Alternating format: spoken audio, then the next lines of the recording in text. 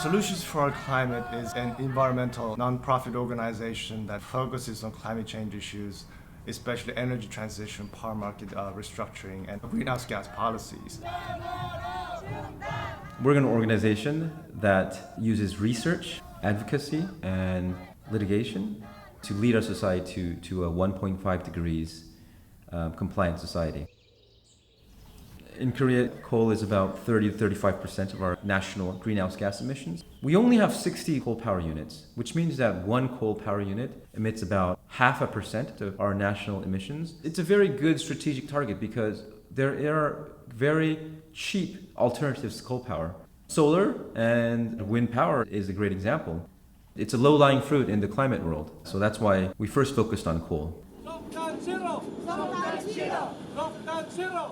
The Paris Agreement says that the world should keep its temperature rise below 1.5 degrees. Drastic changes will be needed for us to meet that target. That means that we have to get rid of all our coal power by the late 2020s. It also means that we have to get rid of a lot of our gas power before 2050. Of course, our country isn't going toward that direction. We still have a lot of coal power plants under construction, a lot under operation, and then we are exporting a lot of coal power plants to countries in Southeast Asia.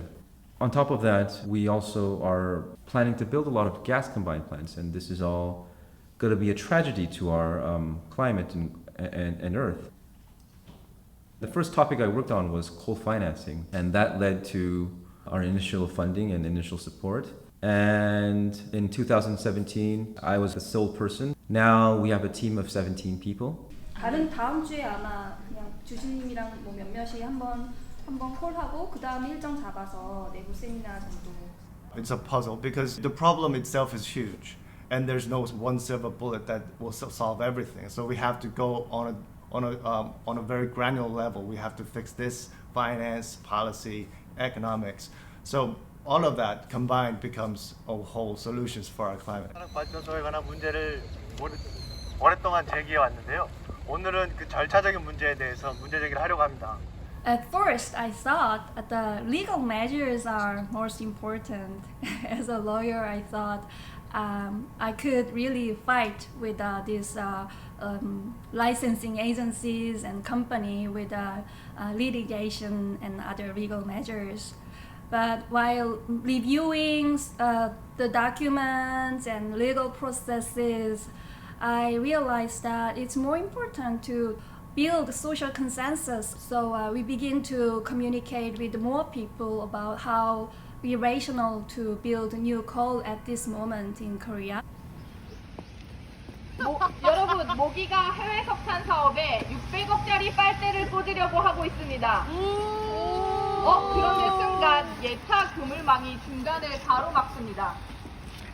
For many policymakers, climate is too remote a subject for them to put their stamp on.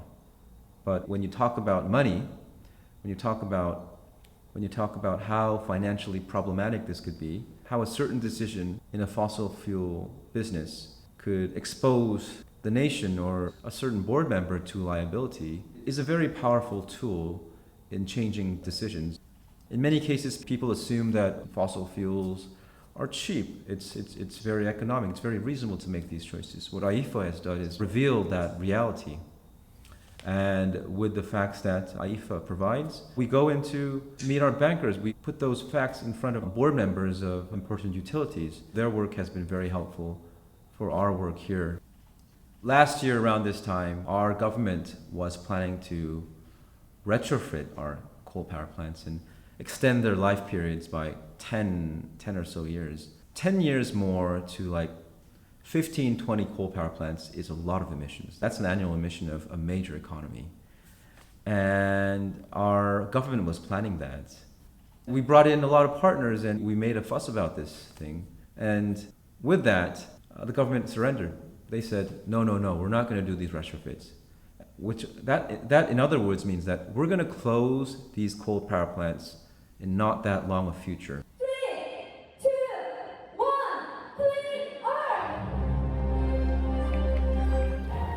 We see those progresses, those changes into governmental policy. and we are seeing a slow momentum towards the coal phase out in Korea.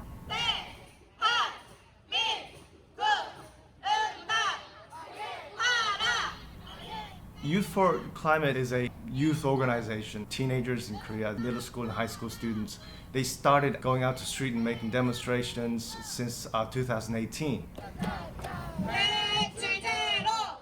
When I was 16, I learned about the climate crisis, and I realized that it wouldn't be enough to simply wait for the adults to solve the problems, that we just didn't have enough time for that. One of the initiatives they had was they wanted to sue the government because they're not taking sufficient action on this issue.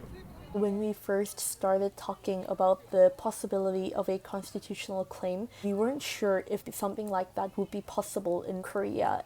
Something like that, as far as we were aware, had never been done in Asia before. But Solutions for Climate told us that it actually was possible. They have been the legal specialists in developing the case and realizing it into an actual constitutional complaint that could be filed to the court.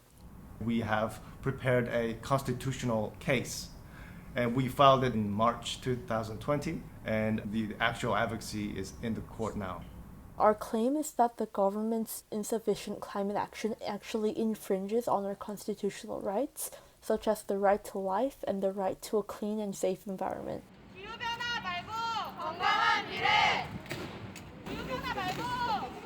Our lawsuit actually passed the preliminary review for adjudication 10 days after we filed the complaint on the 13th, which is a remarkable achievement considering the usual timeline of the Constitutional Court. We're confident that the public attention on the case has pressured the bench to process the case so swiftly.